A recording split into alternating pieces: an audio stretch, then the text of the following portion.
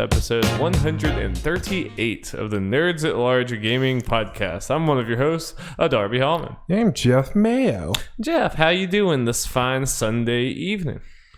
Pretty good. How about you? I'm doing pretty good. I finally finished Final Fantasy VII Remake this weekend, which is a sentence that I still can't believe I can say. And, that's both good and bad. It's good because I just beat it and it's incredible. And it's bad because I can't continue to play. Well, I can continue to play and I will continue to play it, but just not. Can't continue on in the story. Yes, yeah, which is sad because I am chomping on the bit. I will go to Nomura's house and force him to let me give it to us, Nomura. It's all Nomura. Nomura is the only person that works on this game. Everything that happens, good or bad, you blame Nomura. Yes, that is what the internet memes at least have told us to do. No, actually, it's only Nomura's fault if it's bad. That's what I've seen a lot on the internet. But. Yes, the good stuff are Kata saying. Yeah, that is correct. That is correct. Well, we do have lots of Final Fantasy VII talk ahead of us, and just letting you know, we're gonna near the beginning of this podcast, we are gonna talk spoiler free about the rest of our Final Fantasy VII impressions because I was only like halfway through or something like that. So was I. Did yeah, you weren't done yet, duh.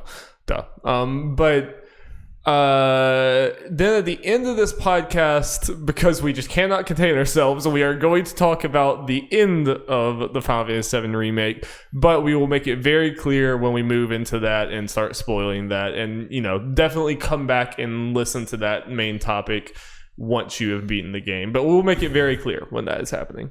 But before we get into everything, just a few announcements. Speaking of Final Fantasy VII, we are going to be doing a Final Fantasy VII Remake Spoilercast with Chad and Holden from Respawn Named Fire. So look forward to that at the Nerds at Large Spoilercast podcast feed that you can find on all the services or YouTube. Don't know 100% when that's going up. It's all on Holden now. I see something. Apparently, something Chad said made him want to play Animal Crossing. I'm like, what you doing? You don't have time. You don't have time to be getting bells and oranges and shit. I don't care if it's Sunday. Forget about the turnips. I mean, the Easter Bunny's gone, so what's the point in playing the game anymore? Right? You're right. That was the best. There's no part. eggs. No more egg hunting. Also, Final Fantasy VII, I did a Final Fantasy VII replay of the original game up to Midgar, and I was kind of like playing it, thinking about what could be different in the remake. So if you want to go back and see how smart / mostly dumb I was, then go check that out. And I think that's about it. So Jeff, Final Fantasy VII Remake. We have both. Whoa, Darby! Isn't there something we're Oh yeah, sorry, Jeff. It's your idea. It's my idea, and I'm just like all thrown for a loop. When you do the same thing for 100 episodes straight, you kind of start to forget about your own bit ideas. So Jeff, lots of people listening to this podcast, people all around the world are kind of stuck at home nowadays, either not able to go to work at all or just can't go out on the weekend, can't do a lot of things. And I think our hobby is kind of uniquely positioned to entertain you if you're stuck at home for many, many hours at a time. And I think me, you, and the rest of the gaming planet have gigantic backlogs or like games that they've heard of that they have not gotten to because that's just how life works. And this is a pretty good time to dip into your backlog. So I thought it would be cool if every week me and you each bring a game that is kind of our quarantine recommendation game, a game that we think for whatever reason would be like, whether it's like vibe or cost or like length or another whatever, would be a good game for you to experience during this quarantine time. And I think I'm going to, on our Twitter at Nerds at Large Twitter, I'm gonna like make ongoing document thing or whatever that shows like our list. So like at the end you can go and see like all of our quarantine rec games or whatever. So Jeff, I'll like let you open this up with whatever you're and I'm kind of like leaving it up to either of us to decide like why we chose this game for this specific, we might have completely different reasonings or whatever, but Jeff, what is your first quarantine rec game for people out there? My first game is Psychonauts. Hell yes. Yeah. Okay. You need those vibes. Yes. Yeah, definitely need those vibes. Yeah, for people who've listened, I first played Psychonauts last year. Absolutely loved it. Might be one of my favorite games of all time now. High praise. So, reason I think Psychonauts might be a good game to at least try during this time. It's not the longest game. I know some people might want to,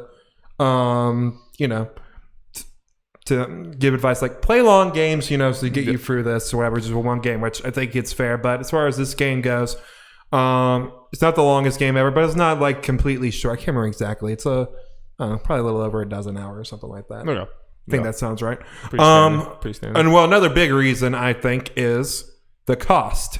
I double checked. Don't know if it's always necessarily on sale, but I looked on Steam, like $5. Nice. Yeah, that's pretty good. And it's been given away in a bunch of different things, so you might already have it through like Twitch or something, and you don't even know it. And also just Psychonauts is getting a sequel this year. Yeah, it's actually relevant for you to. Yeah, it's relevant and give that a try to see. Might be another game that comes out this year that you might be looking forward to if it's one that does not get delayed out of this year or whatever. Yeah, and I think Psychonauts 2 probably has a better chance because it's not quite as big. Yeah. And as far as the gameplay itself, it's a nice, 3D platformer thing. The writing's really good. It's just kind of a nice, good feel good, fun story with a lovable cast of characters. Yeah, I think that's a very good choice. I think that would go down very smooth. Yeah. And mine is kind of in a very similar vein, and it probably maybe decently predictable because it wasn't that long ago I talked about it. But mine is Shantae Half Genie Hero. I think because I played this at the end of last year, and it was a game that I kind of decided to get on a whim, partially because it was $15, I think, and I think that's what it almost always is. I think it's even lower than that a lot of times on certain sales and everything. So it's a very cheap game on the Switch, which is where I played it and where I think it was completely at home. But it was a game that I played that I expected to just it's a positive nice game I'm just gonna play on the side, but I just kind of got addicted to it and went straight through it. And yeah, I think on multiple different levels, obviously the cost, but I also think the accessibility of the game is super nice in the sense that it's a Metroidvania type game, but it's not nearly as intimidating as a Hollow Knight or even an Ori or something like that. It has just enough pushback to be rewarding, but it's pretty breezy, and that's what I was so in for that experience. And as far as the map stuff, with Metroidvanias, the maps can be overwhelming for some people, but this one's level based, and it's pretty obvious when there's something I can't do yet, and when you do get the ability to go through it, you're like, oh yeah, that was there, okay, let's go back. Right. And getting through the levels is quick enough to where it doesn't feel like a drag. Right, it's a lot more ability based, and you get this different ability, you can do this. You're not going to spend a bunch of time in this game lost, where the hell do I go? No. And I mean, you do a little bit, but just enough to be hey, I figured it out, but not Hollow Knight, where I literally spent an hour running around what does this game want me to do? And I think that in this time when everyone's kind of feeling anxious and not great, I think that works really well, and it's just such a lighthearted and just charming ass game. Well, and it's very pleasant. I'm sure you're gonna go with this, with Psychonauts sequel coming out in a couple months. Yes, that too. Same thing there too. You'll be ready. It's the only Shantae game I've played. I want to go back and play Pirate's Curse at least. But yeah, new game coming out, and the new game is definitely still in the similar art style to this one. So it is the one to play. So that's my recommendation. I think those are two very jolly good games that will carry you through your quarantine time. Yeah. Well, the surprise thing, we might have to talk to make sure we don't pick. Yeah, we maybe. So with this one, I was you're not picking Psychonauts. Yeah, that was fair. That was fair. I was slightly worried that you would pick Shantae. That was definitely. So I was I know you're not picking my game. I think it might be easy enough for us to ask, hey, when we decide the game, do you have a game that I might possibly pick? And if one of us no, it's okay. Yeah, I have another one in mind that you would not be bringing. So we'll see. But check out next week for our next one. Yeah. So that's that.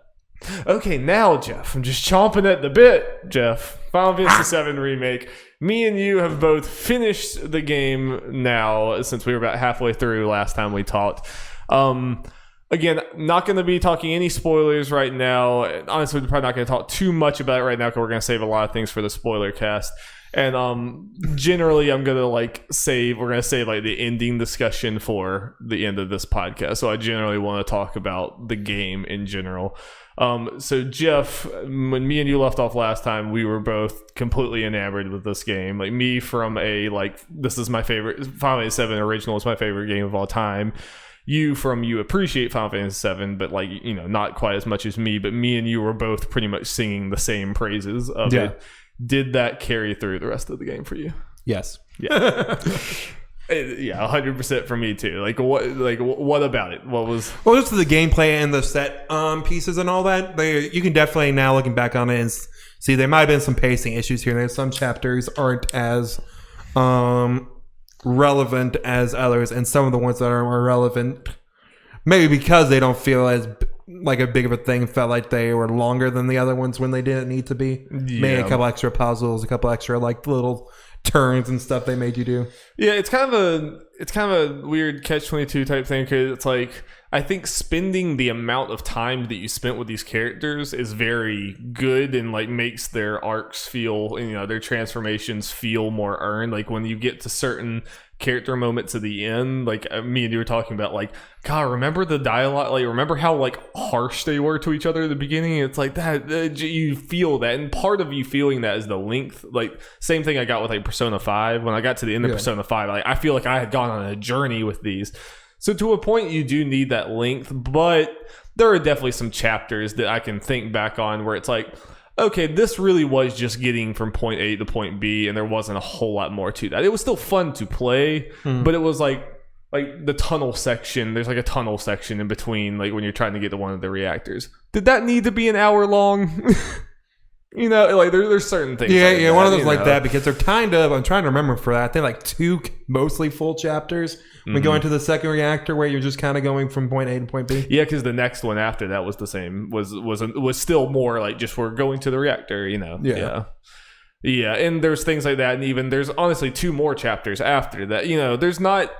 There's one chapter early on that me and you I think were alluding to before that expands character dynamics and everything, and that is the gold standard, probably my favorite chapter in the whole game. And I think that some of the other added on chapters that weren't necessarily in the original never quite lived up to that. I'm trying to think. For the most part, I think there aren't too many actual chapters that were this wasn't the original. Really, right. This was a tiny little thing in the original, and they stretched it out to a whole chapter, and you go into the whole thing. That happened multiple times, and some worked better than others. To the point where they were practically new, because there was literally some of these areas was literally 2 screens of Final Fantasy VII, and not even a boss fight or anything. It was just 2 screens and some allusions to what the story of this area is, and then you're gone. In this one, it's boss fight, crazy thing, all this other stuff. Which, I still would not really take anything out of this game. As someone who loves this world and just wants to spend as much time in it, I think even the quote unquote bad, not bad, but even the ones that seem filler or something, I still think when I got out of it, I was still okay, there's at least character dynamics that Well, I feel like it was part of not that these aren't valid, the complaints about those particular chapters to a point is because this is a remake of Final Fantasy VII, and these old stuff is longer, or people are looking at stuff that's not completely the same and that's not an original game, and kind of judging that stuff a little more harsher. You look at it in a different way than you would just a brand new game. Yeah, a lot of the games that we sing high praises for, even the stuff last couple for years, Red Dead, God of War, etc., have stuff like this. They have similar things. It's just whenever this is added on to a story, everyone's immediately everything that was different from the normal game, everyone's kind of lasered in on and is this completely necessary? And that's not how you do other games. And like there was never a point in this game where I was just like, why are we doing this? It was, there are highs and lows as far as like, this chapter I'm on the edge of my seat. What the hell is happening? And then there's other chapters where it's like, okay, we're going through these cool environments and fighting these things, but it's kind of, but you kind of need those peaks and valleys. Yeah. But still, as far as making like my childhood come to life in a like enhanced and revamped way, it kind of could not ask for better than this. Yeah. In some of those areas, and especially since you've played Midgar, we've seen we already talked about it. I think we had been there. Yeah, because we talked about the dress scene or whatever. We had been to Wall Market, but the whole Wall Market section in this game is probably one of my favorite sections in any video game ever. And there's a lot of those. Pretty good.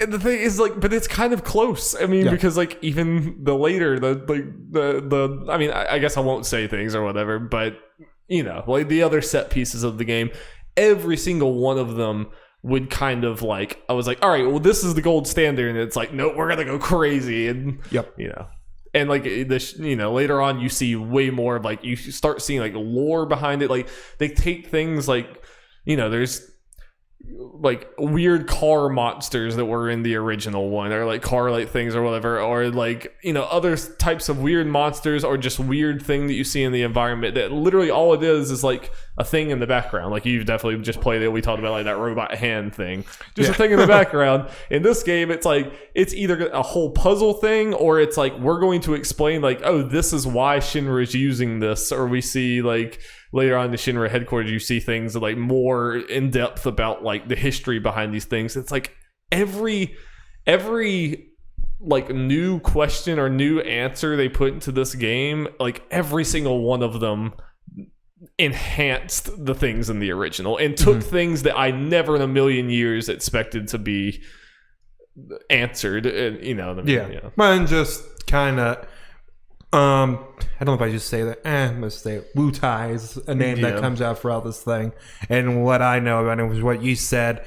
Definitely not a group of people that are talked about much in this part of the game beforehand, and not a crazy amount later on. They have their part, but nothing like what they're doing is like setting them up for much bigger things, and just kind of stuff like that. Yeah, it takes it just really threads that needle between familiar but also, fleshed out and new. And like, again, I'm not the purist who wanted a one-to-one remake, but this was like for the vast majority of it, it was like the best version of, it was taking the bare bones of the original story and just kind of like answering, all right, so why is this way? Or like, what would this really mean? What's the consequences of your actions here? And it's just amazing from the whole time. And I think from about the point that we were at last time we talked,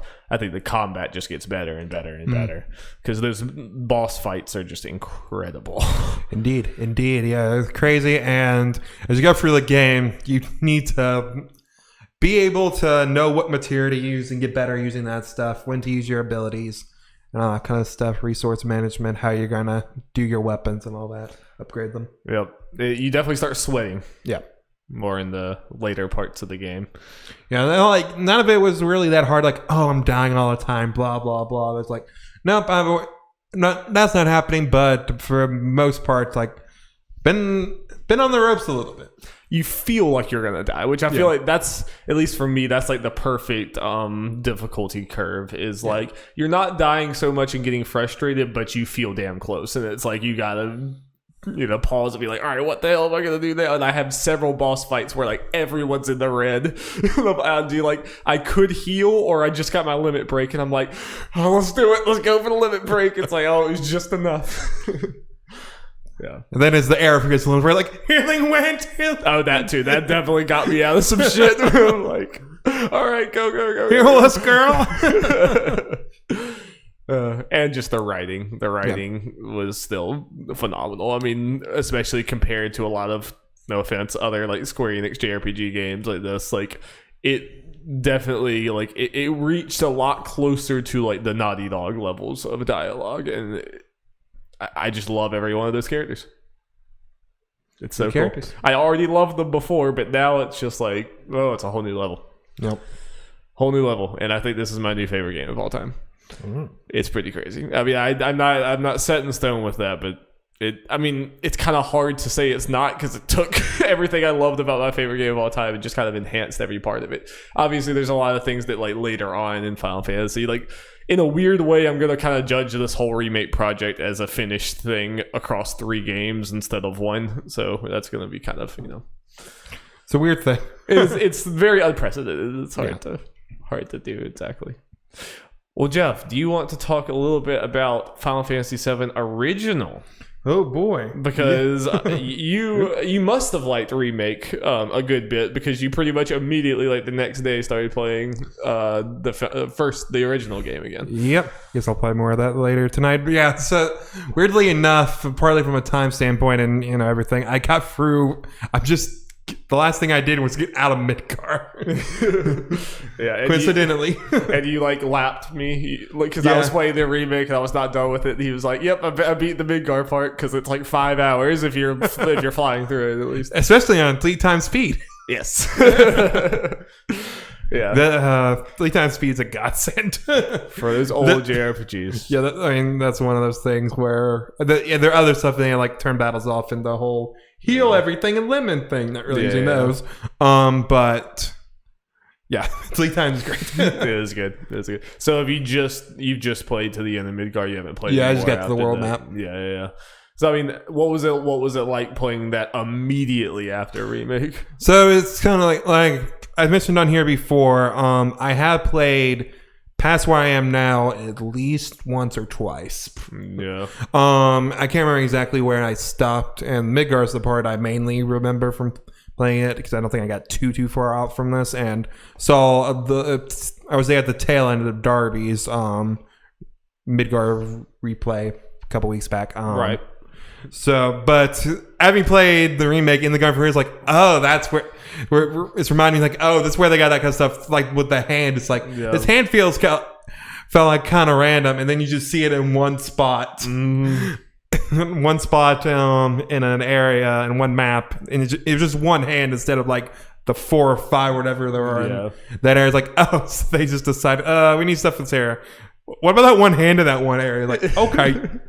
They just took cool, like, weird ass environmental stuff that just added to the imagery of the original, and it's like, so what would they actually use that giant hand for? It's like, what are they actually doing? I got, like, you can travel on the hand. I don't think you can use it to get anywhere. No, it's just there. You don't do anything. You can climb on it, and that's really it. There's nothing on the hand. It's just, they just like, hey, what if they had giant hands that they use for construction, I guess? Maybe? I don't know. Yeah. It's just there.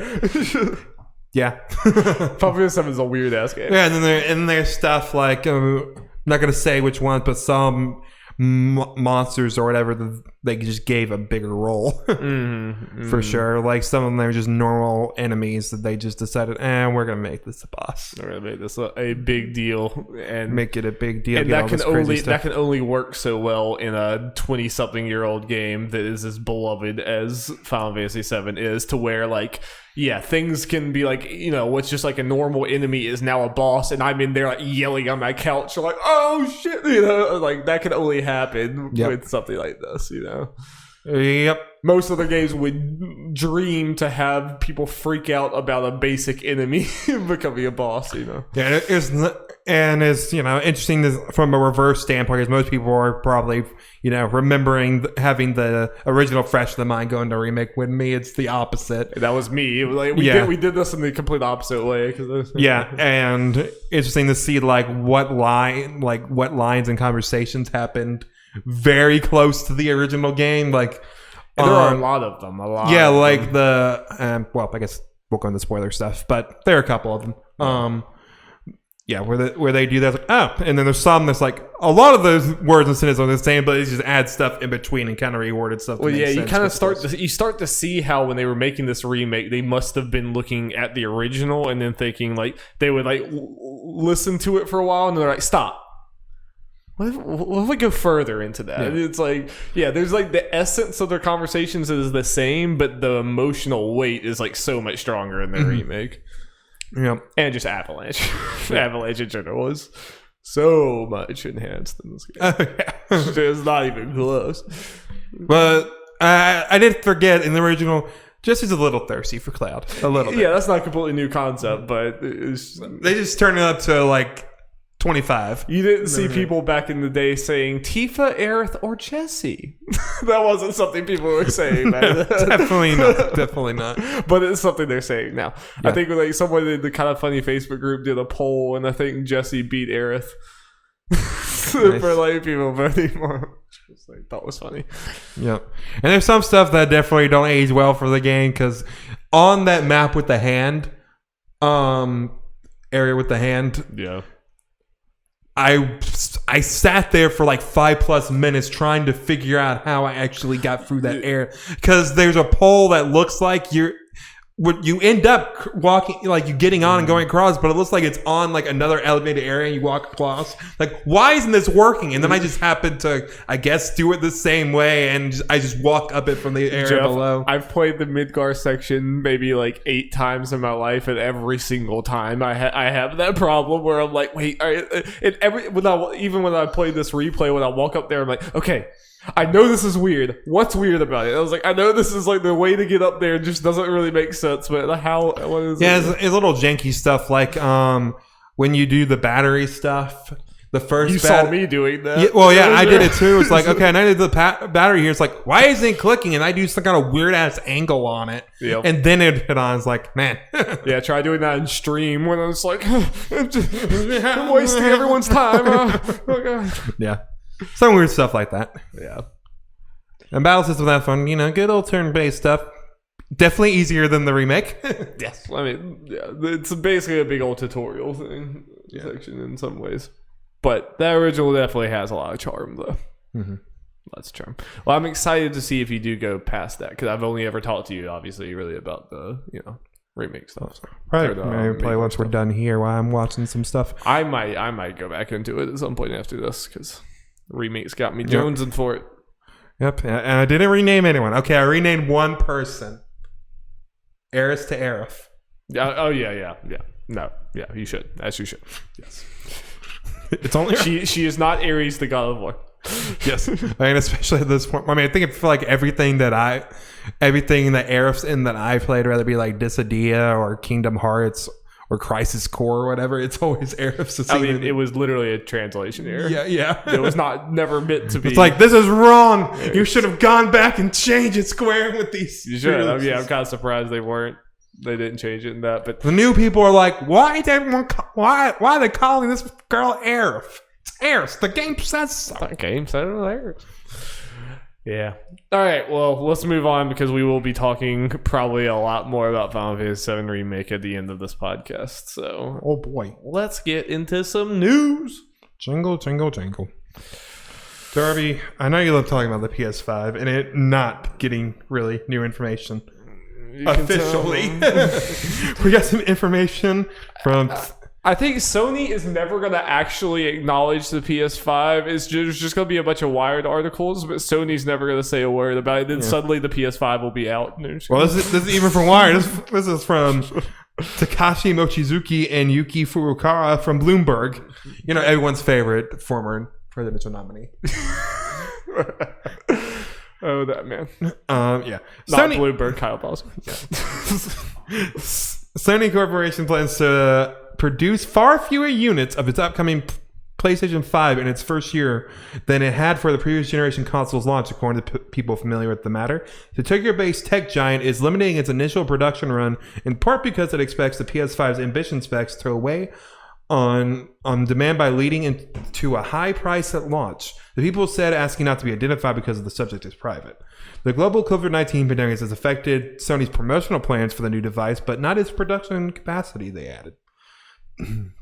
The company has told assembly partners it would make 5 to 6 million units of PS5 in the fiscal year ending March 2021. So roughly we're thinking about the first 6 months of the console's life. According to other people involved in the machine supply chain. What Sony's released with the PlayStation 4 in November 2013, it sold 7.5 million units in the first 2 quarters. The PS5's loftier price tag may also deter initial take-up. Game developers who've been creating titles for the next PlayStation anticipate its price to be in the region of $499 to $549. And Bloomberg Intelligence Matthew Canterman points to increased component costs pushing up the price required for Sony to break even. Sony has struggled with its price setting decision for the PS5 because of the scarce components, Bloomberg News has reported. A Sony spokesman declined to comment. So, yeah, this is not going to be great for the PS5's launch, at least as far as getting systems in people's hands. Yeah. Because there's definitely going to be people, I suspect, kind of like me and you, that if they come out this fall and the PS5 is like $700 or something like that, I'm probably going to look at that and say, I'll just wait till the summer when it's almost certainly not going to be $700. Yeah. You know, and I think that's what they'll be the hardcore, and by that I mean people with money who are hardcore into this or whatever will go for that. But like, I think me and you both know that like if it comes out and they're like $750 or something like that, like it's not gonna stay there. It's not gonna stay there for super long. Yeah, it's gonna be a demand thing or whatever. And like, I know we run a gaming podcast and everything, and it sucks or whatever, but like, I really do not want to spend an extra $250 on this console for no real reason if it's going to drop anyway when demand gets, when production ramps back up. Yeah, yeah, I'm curious. Well, I mean, apparently they're anticipating $499 to $549 with people with information. Yeah. That would be more doable for sure. Yeah. I don't expect it to be 700. Just because if Xbox kind of puts it at that range and they put it then it's like, well, if you're kind of partly handing a good chunk of it to the Xbox. Then the other part of this is even if it's like $550 and there's way less of them, it might be pretty hard to get your hand on these at launch, Well, if it is the 550, we will try our best. 550, I'd absolutely go for it. But like, it might be pretty hard, or a lot harder than we ever would have expected for this launch. Yeah. Which I think we've been talking about, like, will the launch happen? It's like the launch will probably happen, but it is looking like there's going to be an effect, and it looks like the availability or the production amount is going. Which even when we were talking about this when this stuff started, COVID-19 and stuff started picking up, that there was a good, there's a chance that this outcome was a very big possibility that they could still produce them potentially, but the amount would be down a good bit, which seems like that might be a which I wonder how this affects, like, if there was a third party wanting to put their game out like near the beginning of the life cycle. Do you question that more now or something, with just like less people in their hands? Or how does this affect, like, if there is a Horizon Zero Dawn 2 that comes out, does that game kind of get like way less sales than than you would have expected because it comes out to a very weak launch as far as like people who actually own the system to play it on? Yeah, they would have to change their expectations for that for sure. If they do reduce it in something like Horizon's coming out, but luckily I feel like Horizon's one of those games that would at least have some legs to it. Yeah, for the first at least a little bit. Yeah, definitely. But it's like launch titles usually sell a whole lot, but that's because you can get a lot of units in people's hands quickly, and then that's like the only thing to buy. But if the PS5 in general, you just like can't, not nearly as many people can get it until several months later. Some of those games like that, the conversation could have already like died on it, by then. In a weird way, Xbox is kind of more better positioned that way, at least as far as games, because like I think Halo is going to be a bigger deal than Horizon Zero Dawn 2. I will care more about Horizon. No, it's one of those things, like, I don't think you necessarily are like, I can't say, you're wrong. It's like, you can see it going either way. I mean, no, it completely depends on the game. Like if they change up Halo and Halo Infinite's like a Breath of the Wild style Halo game, then 100% absolutely. If Halo's more Halo and Horizon is a huge step up. You're right. You're definitely right, because I mean Halo it completely depends. Down. Yeah, it does. It definitely does. But yeah, this is a very interesting thing. Yeah, it is. It's kind of not. It's not completely surprising. I mean, I think the closer we get to this, to think that this launch is just going to completely go off without a hitch is just getting more and more unlikely. I mean, it could happen, but just we're already seeing production on damn near everything kind of come to a screeching halt. And they already talked about, with these consoles, usually you kind of need the production to start around now to really be prepared for. Yeah, I'm curious because you brought up if there are going to be some hardware limitations for us, the numbers would they push out like the Horizon 2 like we're predicting, just to wait till they have a steady stream of it, or it can or it could be. Well, we're just going to put it out there. It'll probably sell anyway, and most people who are picking up the console we put out will probably be buying this game. Something like Horizon, I think, would still just come out because Sony wants people to buy their system, and that could be like, they're like, look at how good this looks, and and also some of that, like, I mean, Nintendo is definitely one that kind of almost benefited from the lack of availability, because like getting a Wii was like, you actually got the Wii. It's like, holy shit, you can't find it anywhere. And like even the same thing with the Switch sometimes or whatever, and that kind of like built the mystique of the Wii, where it's like, oh shit, you gotta grab it. And the PS5 could have that kind of thing too. I think third parties are definitely the ones that if they planned on coming out at that launch area, they might be like, let's just scoop that back a little bit until people actually had the system. Yeah. But there weren't going to be many launch third-party games anyway, at least not big ones, probably. I mean, not ones that are cross-gen, or ones that are not cross-gen. Right, yeah, that's what I mean. That's what I mean. Yeah. Godfall, I guess, would be probably the main exception. That'll be an exception, yeah.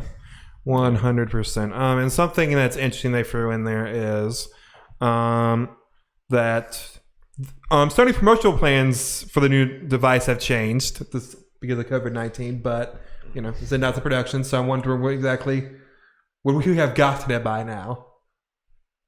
Like the reveal and stuff like that. Yeah.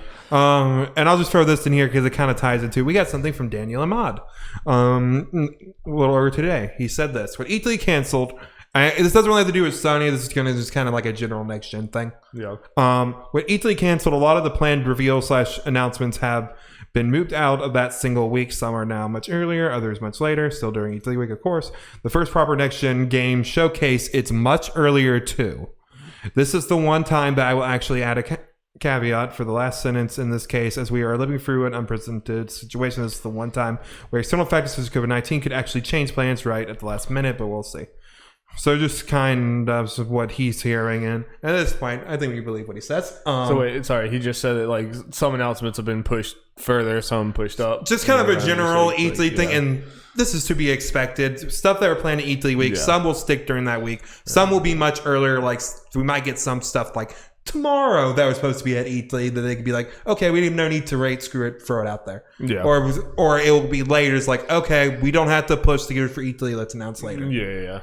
Which all makes sense and all that kind of stuff. But the thing that pertains to this particularly is the first proper next gen console game showcase is much earlier now, or at least planned to. As he had in there, COVID-19 kind of throws a wrench in a lot of plans. And things could change the last minute. I definitely think like all of this was going to happen at different times. It's hard to say exactly how early, but even like that Mark Cerny thing didn't really feel like that was like maybe supposed to be the very like the first event for the PS5. No, it was the poster.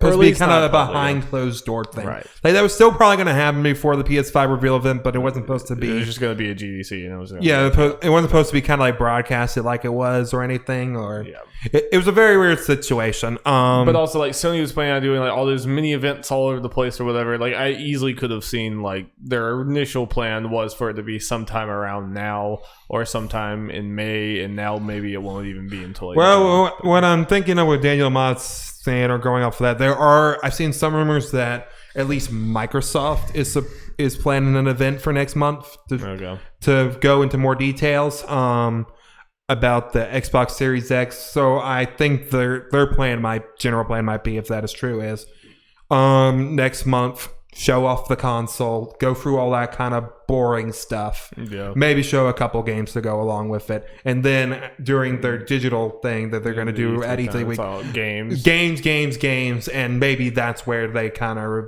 reveal the pricing and the release date, or maybe not the release date just because of how things are. Here's actual Halo Infinite gameplay, and and Fable, right? We'll see. There's a chance. Sorry, I know. I guess I think it's. I guess it's on the change. I think it's happening. It's happening at some point. I'm not getting my hopes up that it's happening this year. Like that we're going to hear about it this year. Okay, so just kind of aside. Is part of you kind of excited? Maybe they kind of waited this long, so it'll be a next gen thing.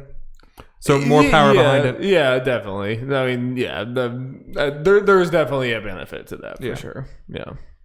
But it is weird how long ago on this channel I was so convinced that we were going to see Fable at any time now, and that was like a year and a half ago or something. No, I think that was close to the first E3 we did on this channel. Yeah, so it's been a while of waiting for Fable. We've been doing this for 3 years. Yeah. Yeah, Dar and I talked about it a little after the beginning of March, like, oh yeah, we completely forgot about the anniversary. Yeah. Yep. Pretty wild. Yeah. We are the 138 damn episodes of this shit. Skip some here and there, but yeah. Even when I looked at Easy Allies and they were at like, what, 201? I was like, huh. Yeah. I was like, we're at 138. It's like, I mean, like, it is a lot of difference because 52 episodes is a year. Technically. Kind of well, I mean, yeah, because they started as Easy Allies a year before we started this, which is weird to think about. It's very weird. Yeah. But yeah, I'm trying to think if there's anything else. Let me balance this up. Anything else to go off this? Maybe this really surprising to Darby as far as news, as far as potential shortages and all that. Anything surprised me? Sorry. No, anything else in this? Not really. I'm very interested to see if a similar things happens with Microsoft, but from what game developers have said, they said they would be shocked if either of these things were below $500 base anyway, just for how the things that are inside them. So even if it doesn't happen with Microsoft and the Xbox is $500 and the PlayStation is $550, I don't think that would make the biggest deal. I mean, it will definitely sway some just moms who have no allegiance or don't care at all, who just like, get something if it's like, oh, this one's cheaper. They'll be like, it's a video game box. What's the difference? It'll definitely sway, but I don't think it'll be like the colossal shift. Like the PS3 priced itself out of success at the beginning of that gen. I don't think that this a $50 difference would do that. If Microsoft comes out and it's like we're $450 and that they're in the PS5 is $550, then it's like, okay, now we're talking. Yeah. Part of me is just kind of the more we're kind of hearing. Part of me will be kind of surprised if Xbox is above PlayStation. Wouldn't be surprised if it is. No, I feel like I'll be more surprised if anything if Xbox costs more than PlayStation. How about if they did a 2 SKU thing? Okay, then that's one thing. That's completely one thing. Yeah. Like, I would be surprised if just in general they are above same price. I will not be surprised. Right. Above Xbox just being straight up above, I'd be a little surprised about it. I mean, they really are still in a very intense game of chicken right now. Of like, who's gonna say it? Because then the other one, like, Xbox is kind of like looking for blood. I think they're waiting for like, oh, you motherfuckers announce a 550, announce that 550. We're right here with the 500. Yeah, I feel like Xbox is more willing to eat the cost at the moment. Yeah, for sure. But what do we know? It could be them doing more pricing the same means they would eat more cost anyway, because we don't know how these machines work. It might cost more for some reason. Okay, Darby. We just a bunch of doofus that get hyped about games and scream about them. It's true. That's what we're good at, not business and making money. Speaking of businesses that make money, you want to talk about Rockstar? Yeah, that was quite a good transition. So, Darby, this is also kind of a quick little thing. This is from Jason Schreier from Kotaku. Last article that we will read from Jason Schreier from Kotaku. I can promise you it's not going to be the last. No. But last one we say Jason Schreier from Kotaku. Yeah, what a long historic run he's had there. I mean, it's been. So the way I'm doing this first, I'm just going to kind of, because this article's long, it goes through a lot of details. You should pause it and read it. I'm going to read a general kind of summary that I wrote myself. So if it's badly written, don't blame Jason. Then there is some exact quotes, and then I will say quotes when I get to that stuff. I'll read through this stuff, and then we can get into all the goodness. Okay, this is my part of my little summary. 18 months after Red Dead Redemption 2 launch, Rockstar has taken steps to improve its culture, change the way they develop games. And then we're into quotes from Jason's article. Rockstar's leaders have told employees that they hope to mitigate crunch on the next big project by improving their technology pipelines and planning out more of the gains, beats in advance. And there are a lot more stuff going into it, which I'll bring up. And on the next project, unsurprisingly, it is a Grand Theft Auto. And here's the quote on that. It's not Bully? No. One plan that management has laid out for the next game, a new entry in the Grand Theft Auto series, is to start out with a moderately sized release, which by Rockstar standards would still be a large game, that is then expanded with regular updates over time, which may help mitigate stress and crunch. But there's a catch. Rockstar's next big project is still early in development, which that sentence right there has been all the headlines related to this article. Yeah, they haven't been working on it. Like, it's way down in this article, but that's what people are picking up. Yeah. And we will talk about that a little bit, but let's start with the Rockstar stuff. Yeah, let's start with the crunch thing. Yeah, I mean, obviously, all these companies, when they have an expose, kind of piece on them, like Rockstar had before, they're gonna come out with some statement anyway, or whatever it's gonna happen. But I do think them talking about having the moderately sized release and the expanding apply or whatever, that is a good sign, because like, while I love that Red Dead Redemption 2 happened, it is one of my favorite games of all time, and it's a goddamn masterpiece or whatever, it is not sustainable. No. And it's not a game that should exist from the human standpoint of it or whatever. Like, it is absurd just how much that game is and how much like had to have gone into it. It was like 8 years of work and all these other things or whatever. I do think that, like, as we've talked about from even like Naughty Dog, kind of a developer who makes similarly like just, intensive, like, man-hour driven games or whatever, they have bad crunch problems too. And I think it's one of those things we have to wrestle with, that even if you have to sacrifice some of your vision for the game, it's worth it for not working people to ruin their lives. So some of the stuff I said we would talk about that I didn't just read straight up is just Jason got statements from, I think he said about a dozen current Rockstar employees or former ones that have left in the last like year or so, and pretty much they're all saying no, things are definitely better here. Some of them even saying I was planning on leaving, but after these changes I feel like sticking around for now. The only concern is that I've seen people bring up, and which is the whole days or catch thing. I think that Jason says here right now Grand Theft Auto, whatever this is in early development. Yeah. This is not the time when normally crunch happens. It is when we're getting towards the release of the game. But I think now we can applaud Rockstar for trying. It seems they're trying to make these changes, and we should applaud them for that. I think we can't completely get them completely off the hook, or for lack of a better phrase, until we hear how they do when this game's about to come out. Right. And I mean, these companies love that whenever they put out we're sorry and we're making these changes, they love when we go, look, Rockstar's being really good. All right. When, we solved it. We beat We crunch. did it, gang! We did it or whatever. They love when you say that or whatever, because that's exactly what they're wanting with that type of press release. You have to acknowledge the good things or whatever, but Yeah, like you said, it's whenever GTA 6, it's like 5 years from now, and people and Take-Two or whatever is like breathing down their neck, like, you haven't released the game in 5 years, we need this GTA. That's when the crunch starts happening. You know? Yeah. And then we hear Jason Schreier talk about it on, I couldn't come up with a funny news thing, I'm sorry. It's Polygon, I don't know. Yeah, I really wonder ways. My guess is Waypoint. Is that the one that Patrick Klepek said? I guess. That's my guess. I have nothing to base that on. CNN.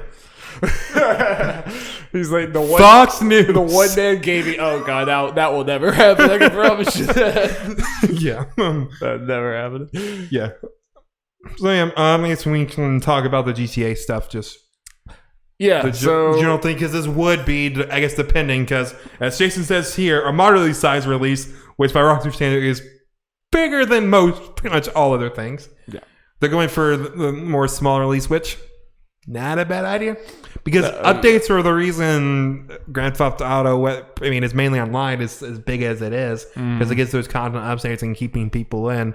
So they have no reason, unless their vision is this big story on the... And unfortunately, it's kind of part of the reason that... obviously still very successful. Part of the reason Red Dead is not like a GTA 5 level of just absolute commercial phenomenon, I do think is in partial part that for the most part Red Dead Redemption is Red Dead Redemption. It had Red Dead Online, but it just never really got the same. It didn't catch on nearly. That's just say nowhere near the level. Not even close. Yeah, it never would have gotten close to GTA 5, but like I still think Red Dead Redemption 2 probably underperformed to what Take-Two was expecting, and then like.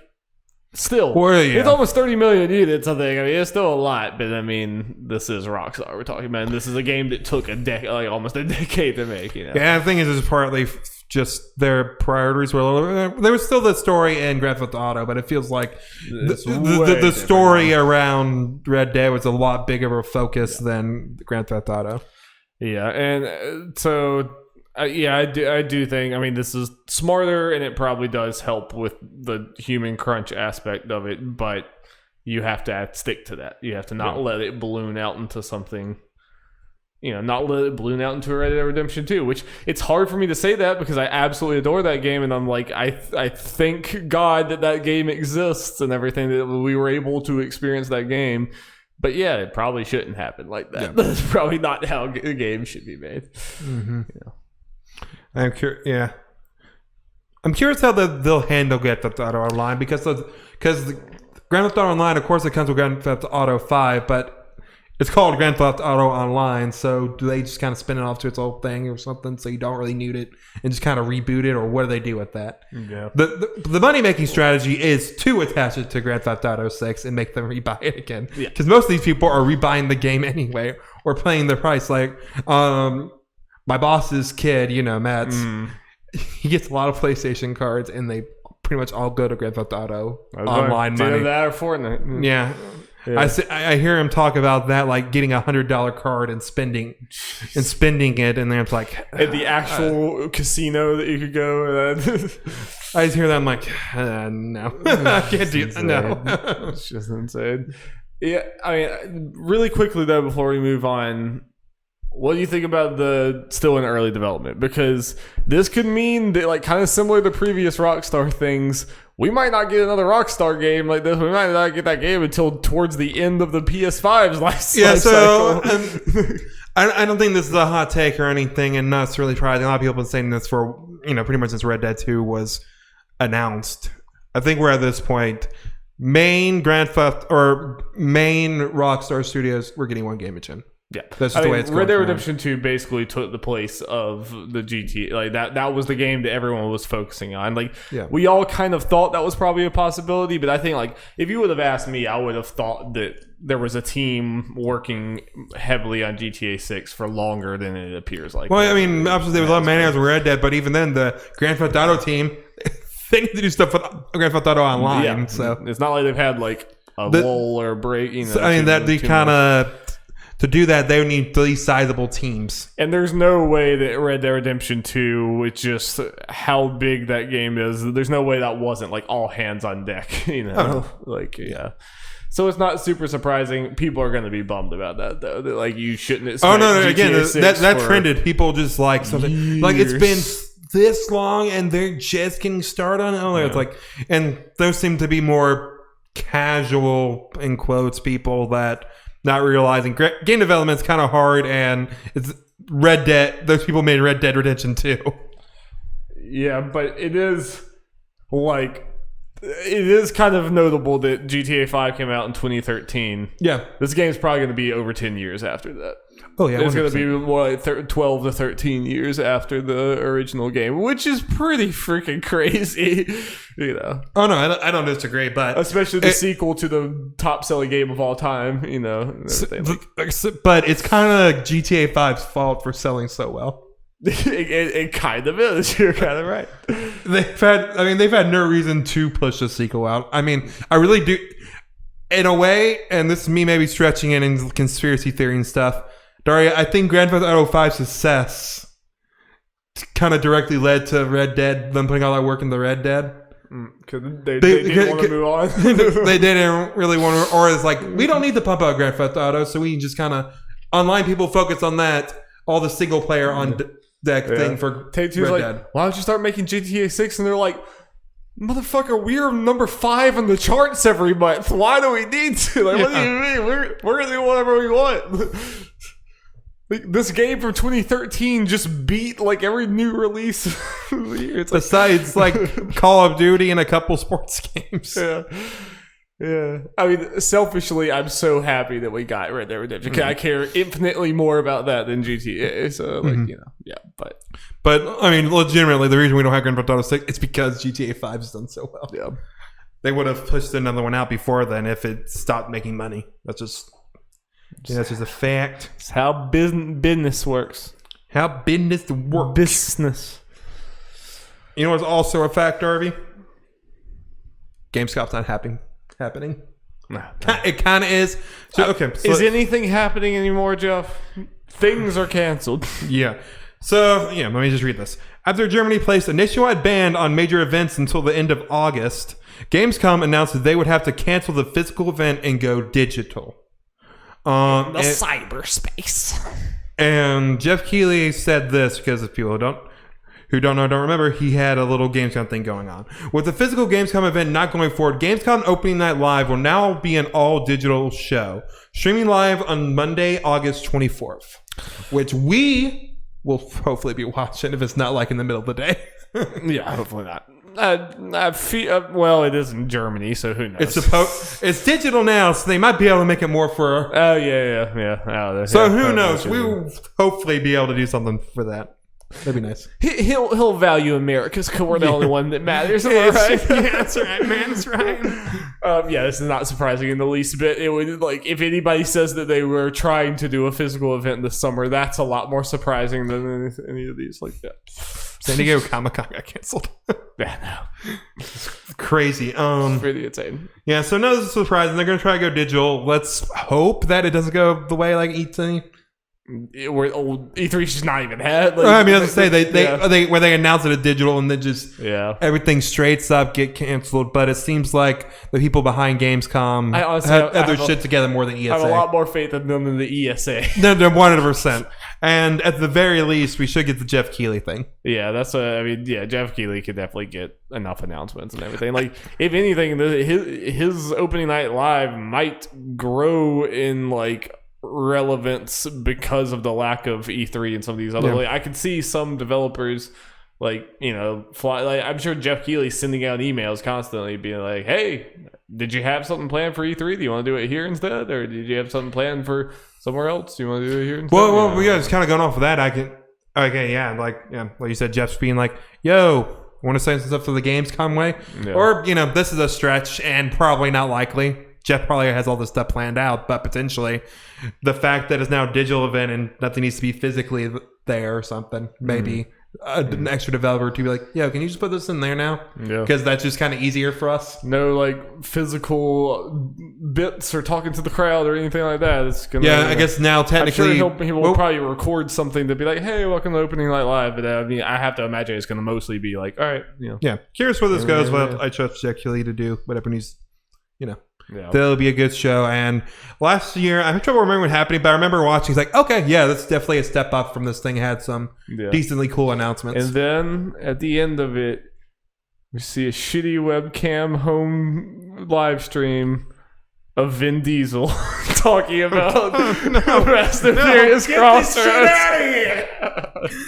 Get this cursed shit out. Oh boy. Oh boy. Is that game still coming out? Has anyone heard about that game since then? I wouldn't know. Anyway. Yeah. Let's move on. Okay, Dar, we got a couple release date / game announcements we're just gonna go through, and we can talk about as much or little as we want. I guess not your favorite way to start a podcast. It's your favorite way to an hour into a podcast.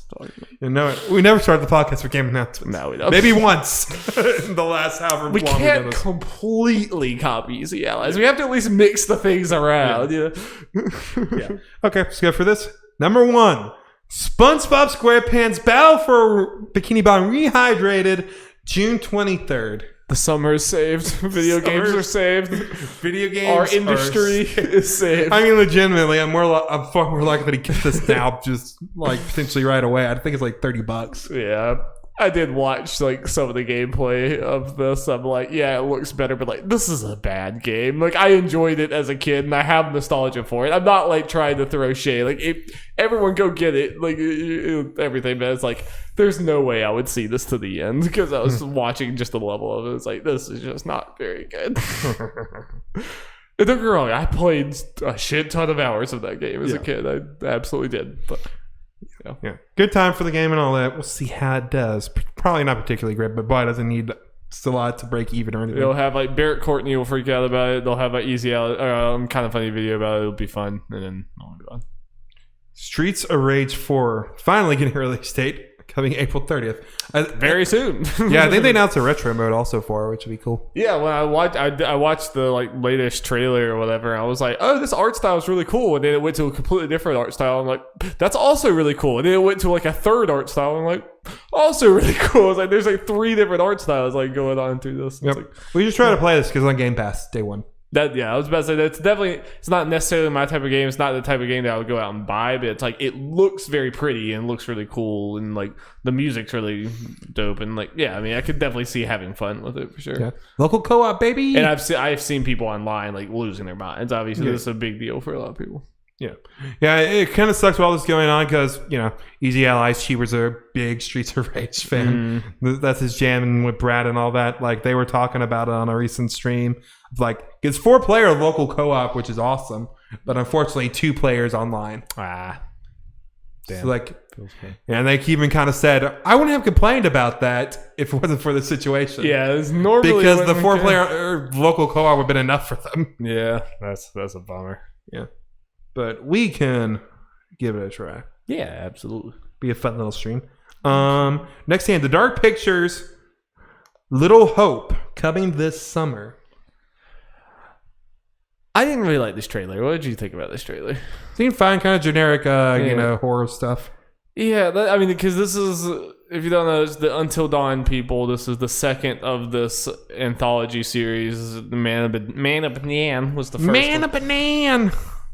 What I think that, like, Until Dawn had, like, a vibe and, like, a instantly like kind of iconic thing it was going for, and that was like the B-movie horror teen thing or whatever, and it was like corny and cheesy, and that was the point. And it was kind of like it instantly, like I could go to like anyone and be like, oh, it's like you're playing a cheesy B-movie horror thing, but you make the choices and people live or die or whatever. And it's like immediately anyone who sees Until Dawn, it's kind of infectious. It's like, oh, okay, this is really cool, it's like it's a very like like you can latch on to something. When I look at this, I feel like there's nothing to latch onto. It just feels like kind of generic horror movie trailer I would see or whatever, like for a movie. But then like Until Dawn was like the great thing about it. It looked like a B-movie horror thing or whatever, but like you get to make the choices, and it's cool. Like that had a cool gameplay aspect to it. Like this like if you're gonna have a generic horror thing, it better like blow me away visually or something about it or whatever. I came away from this, I was like, the faces look kind of bad, the environments look okay, I guess. Yeah. And the horror just seems like so kind of like cookie cutter, and I just left. I was like, I don't really have any desire to play this game, at least just based off of this trailer. I just thought it was an underwhelming trailer. Yeah. Fair. Yeah. Yeah, I do think, it's... I don't know if we compare it to, like, Until Dawn as far visually straight up, like, it would necessarily look worse because Until Dawn was, like, 5 years ago. But comparative for the time, I do think definitely the budget for these are less than Until Dawn at the time. Yeah, and I'm not even trying to say that Until Dawn looks better. I'm just saying Until Dawn had a hook. Yeah. Until Dawn had a very unique hook. Hayden Panettiere. Yes, that was a very good hook, but I mean, you know what I mean. Like, and kind of like back out of Rami Malek. Yeah, which now is like, what? Now he's the big one in that game. I'm sure if you go back and play, it's like he's in this one. Yeah, but like, I'm not even saying. I'm sure it looks worse. I'm sure Until Dawn probably looks worse than this game. I'd feel pretty comfortable in probably saying that, just like as far as like quality of the like models and everything like that. But Until Dawn just had that immediate style that was just kind of. You know, now if I were to go like tell my sister about this game, what would I tell her? Yeah, it's a horror game. You know, it's bleh horror. It's like whatever. It's just kind of like we got Man of Medan. We got it like when it came out, but we just haven't got the people together to play it. Me and you just need to either way. It's just us. We just need to suck up and play it, and you know, maybe that'll get us more excited. Just like they still got it, kind of thing. Even if we don't like it as much as Until Dawn. And it's also what is it? What's the name of the studio? Supermassive. They're like, you kind of don't know what to expect at this point because they are very hit or miss. They've had like really good games and super bad games. You know. Also, I had a thought that I'm like, you know, we did the Game of the Decade thing a while back. Yeah. And I was like, I know we're gonna forget some games. I completely forgot about Until Dawn. I had no idea where it landed on the list. But I'm like, I didn't even consider it at the time. But it was like, I mean, there were moments in that game that are some of my favorite gaming moments ever. I mean, and definitely a big part of that was being we made a top 30 list. I'm sure it would have landed on, sure. Just based on that alone. And I kind of get the, like, I know it's kind of unfair to them, but I'm sorry. It's kind of what I really feel like. I feel like that's one of those things. They're never gonna top that. They're never even gonna come close to topping that. Like, I just don't think they have it in them as a studio. I hate to say it, but just from everything I've seen afterwards, I don't see them hitting that again. And I don't see the selling well. I don't think Man of Medan sold very well. I think this whole Dark Pictures anthology is kind of going to be a failure unless something that's what I mean. Like, you needed to come out of here and be like, boom, punch me in the face. Like where I have to come here and be like, did you see that? You know, but like, I left here. It's already a series that me and you like, oh, we need to get into that. We probably won't. We say that on the podcast here. Who knows if we actually will? And a lot of people are like that. Like, this is something that's flying under the radar already. And then when you put out a very generic trailer, that does not help your chances, you know? Probably does for the fans that do good for fans of Man of Medan. Man of Medan wasn't a thing where, like, unlike Until Dawn, where a lot of people who actually played it liked it. Yeah. Man of Medan is like, there are some people just didn't really like it, and there's people who really do like it. It probably hits maybe the fans really like Man of Medan. It's like, we're just getting more of this. I don't think that's a super sizable. That was getting, I was like, that was not a big thing. Yeah. It's like, because it didn't sell particularly well, and, you know, the people that liked it. Final game, I imagine this isn't something we're going to talk about too long. Crysis Remastered, it is coming soon. On a lot of shit. Yeah, I know people love that game. It was like a technical powerhouse at the time, but it's cool. That, you know. Yep. Speaking of technical powerhouse, let's talk about Jump Force. Yeah, that's the transition for Jump Force. Yep, and you'll notice we got a new friend. I actually brought an anime boy. Olivia would be so proud. Yep, because this man right here, and for people who are listening, you know, the audio version, the little figure of Shoto Todoroki from My Hero Academia is the next DLC character in Jump Force. Yeah. The Fire Ice Man. More My Hero, finally. I was about to say, you kind of like needed it because it's one of those that like probably should have been one of the big ones to have like a bunch of reps, just popularity wise. But well, I mean, it's up there now. This is their fourth finally, rep. They have 4 reps now, which makes sense. Here's some Jump Force news. Jump Force is getting a Switch port sometime in 2020. Apparently, they're not optimizing really at all. They're just kind of more of a straight port. It's going to probably run like total shit. I mean, the game runs like shit anyway, but even worse. They also announced a second DLC pack, which, like I said, features Todoroki.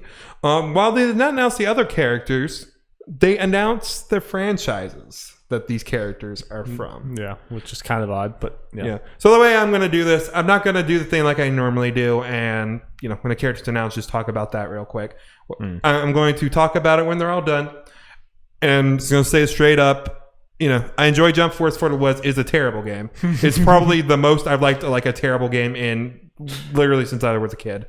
And Jeff saying something is a terrible game is a very rare thing for me to hear. It's a little charming, a little bit of the writing, but even that's just from a crossover standpoint. It's nothing special in there. It's just not a really good game at all. I'm not getting these DLC characters. There's no way I would have the time to do it. Until his resolve breaks and he gets the DLC. It's 100% not happening in this case. That I do know. The Tentacle Man, Jeff. He's not in any of these franchises. Oh, I thought you said that was one of the ones. No, because they didn't announce any new franchises. These are all ones in the game. Yeah. So if you want to, just to kind of say, you can get ready to type in people's names. All right, you don't have to do it to show on the camera, just so you can see them and be like, "That's an anime." I know. Oh wait, that's a series. Yeah, I know Yu Yu Hakusho. I don't know, man. So just for kind of fun to add on to this, once I say the franchise name that the character, I'm going to try to make a prediction on who I think it's going to be and why. Seen that boy. So first one, Yu Yu Hakusho is finally getting another rep. It only got 2. Only got Yusuke and Toguro. It needed more. J-Stars had 3 reps, and that's why I think the 3rd rep from J-Stars, EA, is going to be the new character from Yu Yu Hakusho. Next one, Hunter x Hunter. I don't know if Hunter x Hunter need more characters. They already have 5? Yeah. Oh, wow. Hunter x Hunter has 5? This will be their 6th one. I don't think they need it. I think either unrepresented series or a new one or whatever. But I think Murum. I don't know how to pronounce the name because I've only read the manga. It's for it's like the most iconic character I would say from that's not already from most iconic character from Hunter x Hunter that was not in this series. Kind of like the main antagonist. I think he will be in it. And Dari's looking at a picture for this. He's a Cell-looking motherfucker. He looks a lot like. I mean, the guy even straight up said it's like, look at that tail. It's Cell. He looks pretty cool. No, he's cool. He's a fantastic villain. Like Hunter x Hunter is great. So yeah, but he does look very Cell. Yeah, I think I even read an interview with the mangaka's like, yeah, I really like Cell with like a World War II military helmet. Yeah. Is Cell in the game in Jump Force? Cell is in the game, so they can also do some poke fun at that. Yeah, nice. A little bit. Bleach is getting another character. Bleach, I don't think needs another character because I think they already got like 6 or something. I think this puts them the same number as the big 3, One Piece, Dragon Ball, and Naruto. I have no idea how to pronounce this motherfucker's name. Yuwak. It's spelled YHWACH. Again, I couldn't help you with that one. I think this character is going to be in there because he is the main antagonist or the final boss of the Bleach series. They are about to adapt his arc into an anime after all these years. So I think they're doing this for promotion material. There are a lot of characters it could be because there are a lot of popular characters in Bleach, but I think they're going to go with him. Okay. He has a big old mustache. He does have a big old mustache, and his powers are absolute bullshit. And then we get Bun Man. Yep. Also, Dari, it's just... that guy's a whole big thing that's problem with the last thing of Bleach. I think his powers are literally, I can do whatever the fuck I want, fuck you. Isn't that just how Bleach became in general? Yeah. Man, Bleach. And finally, I'm okay with this series getting more. I wanted the series to get more characters. JoJo's Bizarre Adventures. I never say no to JoJo, Jeff. I am not going to say no to more JoJo. And I think the character will be Giorno Giovanna. I've definitely seen from this part man 5 a lot. Yep. From part 5, I think he's going the main protagonist from part 5, the most recent anime they showed. Yeah. You gonna get the shirt whenever he's announced? Yeah, I think he's gonna be in it. And also Darby, just a little fun fact about him. He is the son of Dio Brando. He's also the son of Jonathan Joestar because I think I mean I can't remember all the family trees. Oh well, because Dio became a vampire at some point, so he's immortal. So what he did is he killed his adopted brother Jonathan Joestar. He ended up killing him while he was a decapitated head. Took off his head after he died, and then sewed his head onto his body, and just had sex with a bunch of women while on his brother's body. And it apparently impregnated at least one of them. Very grounded show. Yeah. The most grounded out of by the numbers. You know? So yeah, as far as these goes, the only one I feel 100% competent in it being right is Hiei, just because he was in J-Stars. He was the third rep, so I don't see why it wouldn't be this case, and he's like overwhelmingly popular. Isn't Yu Hakusho pretty popular itself? Anyway? Yes, I wish he got more reps. If they're going to limit this series, I wish take some of the Dragon Ball like Dragon Ball Naruto and One Piece, and just give like some of these series more characters to begin with. The other ones I feel pretty confident in, but with any of these ones, they could go a different way. I'll be like, okay. So yeah. But when is Love is War getting reps? It's a Shonen Jump thing, so why not? It would be hilarious. We would have to put Jump Force at least back on the TV and like play a little bit. So Dari, if this was J-Stars, Love is War might have actually got some representation. Because they actually did. I want a character. Okay. I want not a support, an actual character. No, not in Jump Force. They don't even have Gintoki from Gintama, which is the greatest sin of the game. They take the graphics and how it runs everything. Take all that shit out. Gintoki not being in the game is its greatest sin. But you could actually do Love is War because they have like all the weapons things like whatever in the opening. In the opening and even in the kind of in their mind type things. Yeah, like in their head and their monologues, they have all that. Whatever. Like you could do it. It would be really fun. Oh, it would. They wouldn't do that. I know. Now, if we're talking about the Shonen Jump fighting game on the DS, which is, from what I can tell, the only good one of these games, then maybe that kind of crazy bullshit could happen. Nice. I'd love if they just my dream is to them just kind of do that. Maybe different style graphics. Make like a Smash Bros. Styles game. Because really cool about that is when you did to build your kind of power / character roster or your team, you use manga panels to build things on the bottom part of the DS screen. And you select things on there to switch your character and use assists. I think I remember you talking about this at some point. That is fantastic, and I love that. Yeah. I love them to do something with that. Or, I mean, may not necessarily do all the manga panels because, obviously DS or anything, but do like a more Smash Bros. Style game and not this arena fighter shit. And put an actual budget behind it. You know me. I'm always against the arena fighter. I wish Dissidia was anything else. Just give Dissidia the Arc System works, you cowards. Just give Shonen Jump the Arc System works. Final Fantasy versus Shonen Jump. That'd be crazy. It's a million copies in Japan. Yeah. I say million, I mean millions. Every person in Japan will buy it. Every living soul in Japan. As long as... That's one of those games if it just came out in Japan and as long as I had to buy a Japanese... Jeff's flying to Japan if he has I would import that game like I did J-Stars. Yes. As long as it was good. We won't understand the menus and all. No, I mean you bought Jump Force and it wasn't good, so you're right. I'm trying to have standards. I fail sometimes. Speaking of lack of standards, let's talk about sales. So now these people are fucking cowards who can't say no to shit. I'm joking. Spicy? I'm joking because I bought all 3 of these games.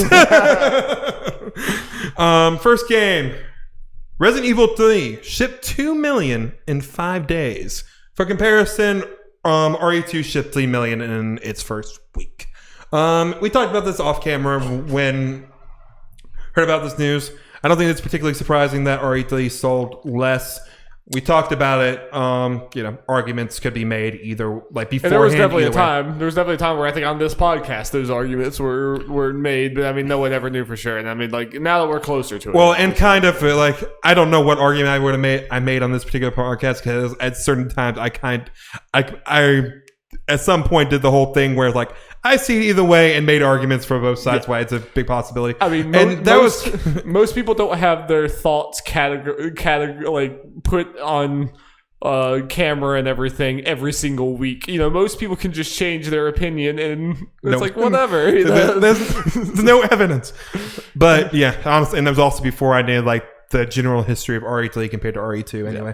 So I don't think it's surprising that just based on everything surrounding this game that it did sell less, just because it's generally not as good a received a game, the old version or the new versions. RE2 had a lot of people that was like, I know you've never played Resident Evil, but you gotta play this game. I don't think there's anywhere near as many people doing that. I mean, partially because the novelty is not there or whatever. It's a remake that came out just a year after the last one, and the reception's like, it's good, but it's not like... Yeah, and as far as it coming out a year after RE2, that's one of those things you could definitely make the argument for or against it selling more. Yeah, that's what I mean. Like, you can't just say like, oh, it's obviously because of that going to do that, because there's definitely a world where it's like, they struck while the iron was hot, and it's so...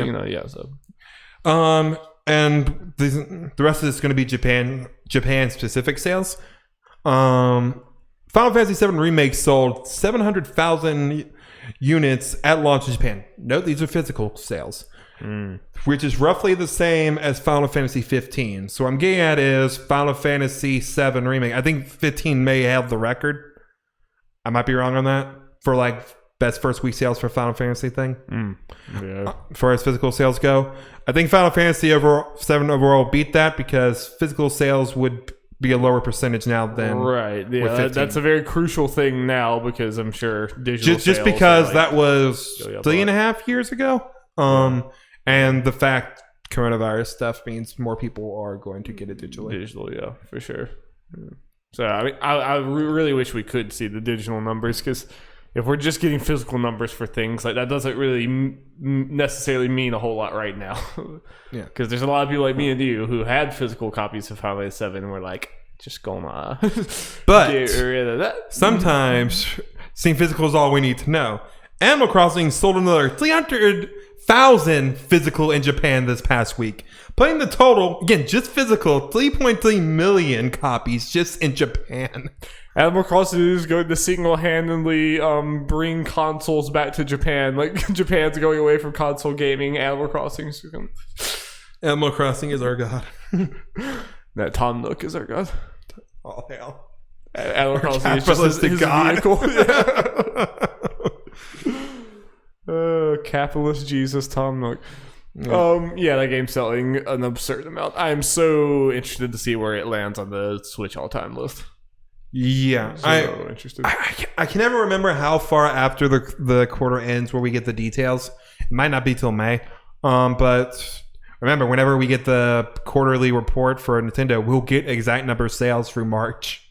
Yeah, it'll be higher when the actual numbers will be higher than we see it, but when we see how it's sold in the first 2.5 weeks or whatever. Which I have a feeling is going to be pretty astronomical numbers. I'm very curious. And in Japan, I mean, since Japan is not that big of a country, and it's kind of a country that's gone away from console gaming in a lot of ways, 3.3 million has to be one of the best selling, at least like for this length of time out of it.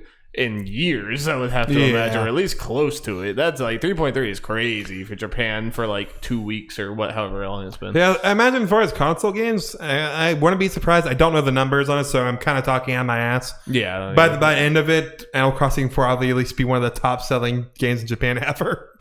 It seems like it's on that trajectory, unless it just falls off a cliff, I guess. Yeah. I don't think it is. At least in modern years, this has to be one of the best launches ever in Japan for any game. Yeah. Yep. I'm sure back in like the 90s or something, there was probably, potentially bigger ones. Yeah.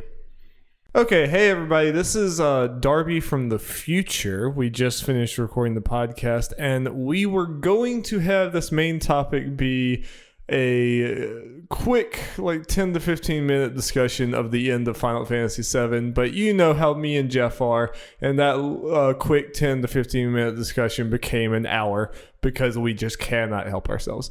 So instead of attaching it onto the end of this podcast, I'm just going to cut it out and make it its own thing. It's going to still be in the same podcast feed and on YouTube, so you can get it in the same way. I just didn't want to have that long of a podcast.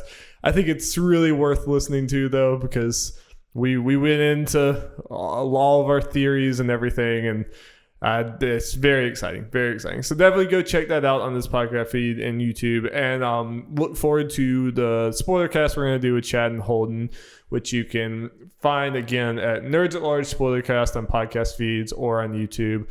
That's where we're going to go into the full game. This video is just going into the ending and what we think will happen in the future installments. So thanks so much, and we'll see you next Monday. Bye.